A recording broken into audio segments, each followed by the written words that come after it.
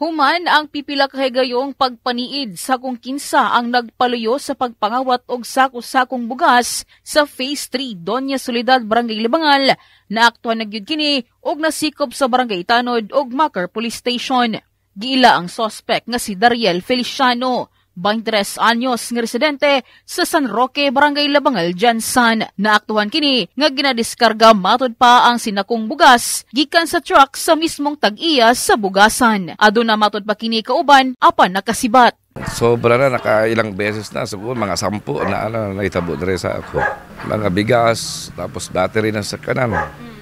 Yun ang target nila dire. Noted din sa amin yung sikad nila kasi ilang beses ko din sila sinabas sa baybayan tapos hindi pa namin naaktuhan. Ngayon ba na namin naaktuhan na nakakuha sila na ng bigas na ba. Gibutyag usab sa tag-iya sa bugasan nga dili lamang kini ang unang higayon nga gikawatan sila og bugas. Tungod sa nakalabayng simana, 13 kasakong bugas ang nangawala.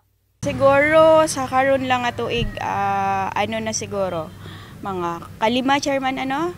Oo, straight ano na siya every month naajud mi ano ba. Naajud sila ikuan nga kawat. Karon lang bulan katatlo namin nakawatan. Nakakuan jud sila, haruhay jud sila og pangkuha. Grabe ilang pagbaklas sa amo ang help atong nga time.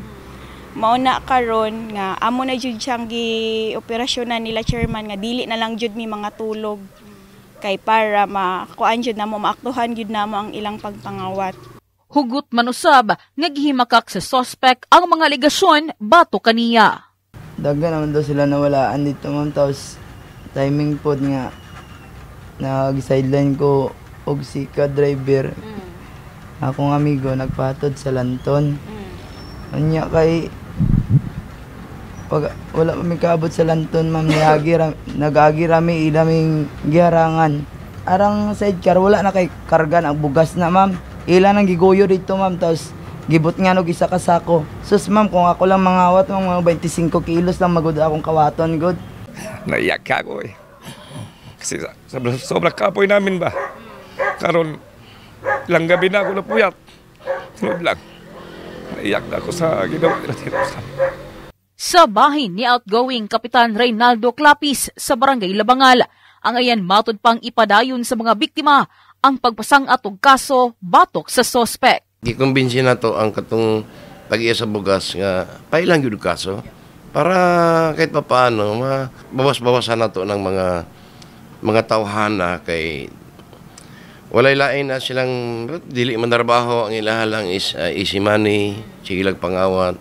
So mo na nga I hope masampulan. Ginagawa na permintin na kung pwede out of 43 purok sa itong Barangay Labangan. Ginaingnan na ito ang mga procurement nga aware ta, kamito na ito ang mga volunteer na ito, yung mga force multiplier sa ilang matag purok. Ginakuha na ito ang tanod, especially sa itong supervisor nga kung pwede, mag-rubing kita. O naatay hotline number sa barangay. Itis nga manamoy mapansin nga dis oras na, tawag lang mo.